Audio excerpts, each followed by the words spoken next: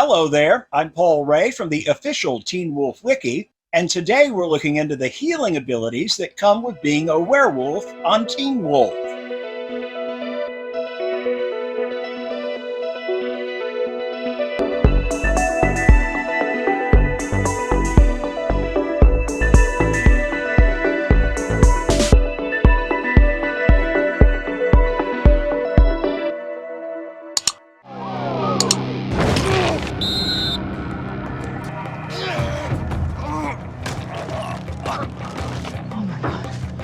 I'm fine, I'm healing, it's okay.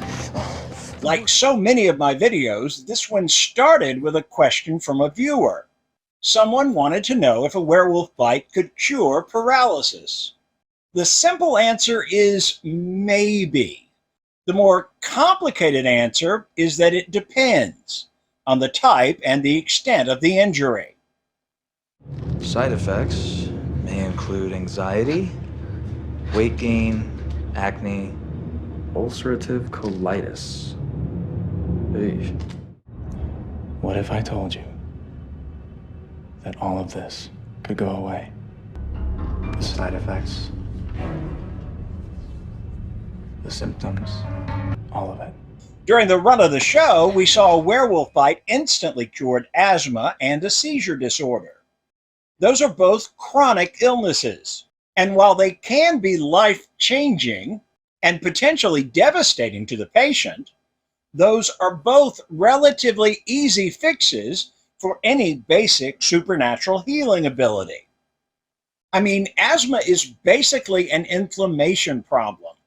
The airways of the lungs swell and cut off your air supply. Since any level of inflammation, from a bug bite to rheumatoid arthritis, would instantly trigger a werewolf healing ability, you would instantly have no more asthma.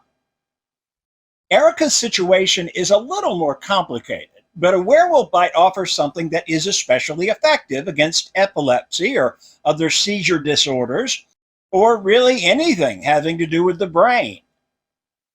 As I posit in my series on the werewolf spark, the bite offers a transfer of electricity. In the Teen Wolf universe, it's divine electricity that originated with Zeus. Alphas share a little bit of their spark with anyone they bite, and the little spark is what makes you a werewolf. Since Erica's illness stems from a misfiring of the natural electricity inside the human brain, adding the werewolf spark onto her body's existing electrical system should solve that problem. Of course, seizure disorders can also be caused by a brain injury or a tumor or something else physical. If that's the case, we know for sure the werewolf healing ability does a good job of repairing tissue. So whatever was wrong in the brain could be fixed pretty quickly. Now let me be clear, the writers of the show used healing factor however they saw fit. I don't think they followed a strict set of rules. But what they showed us did establish some basics for how things work. Healing of tissue and bone can be instantaneous under the right circumstances.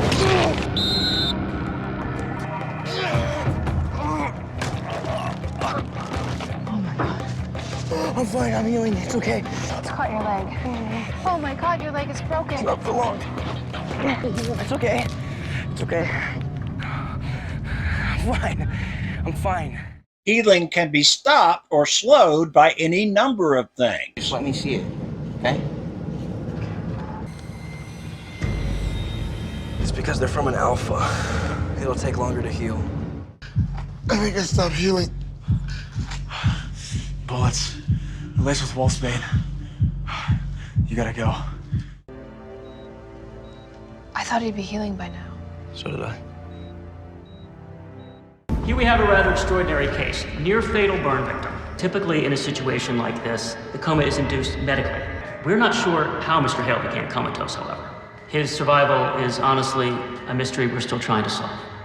Healing is as much about state of mind as it is about supernatural ability.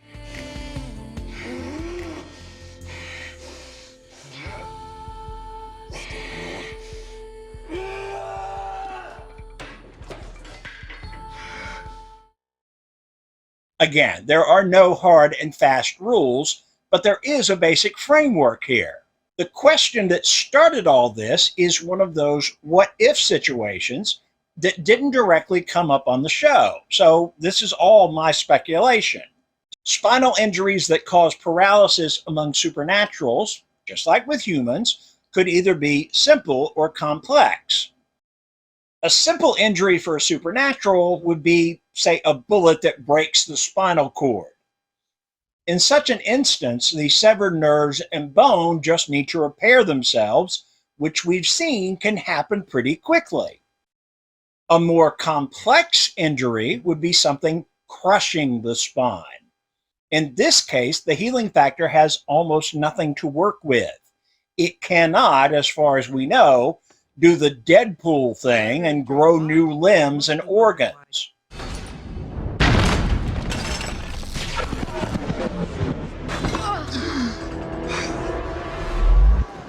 ¿Dónde está la biblioteca?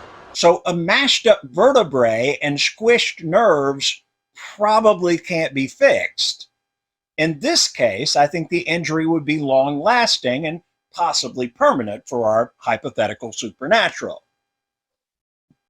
Now, I'm basing my speculation on the difference between Scott and Deucalion's eye injuries. With Deucalion, Gerard really got in there and mashed his eyes, while at the same time burning all the surrounding tissue and cauterizing the optic nerves. The eyes will heal physically, but your sight is...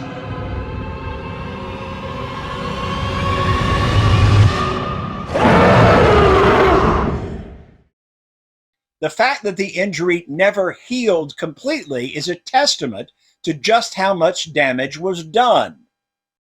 Now with Scott, he really just scooped out his eyes.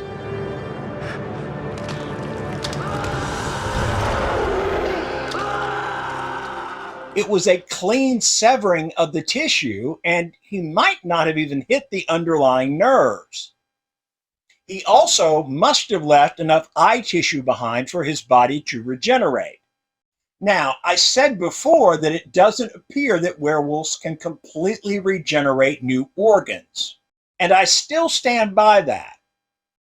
But we have seen them repair tissue as long as there's enough undamaged material to work with.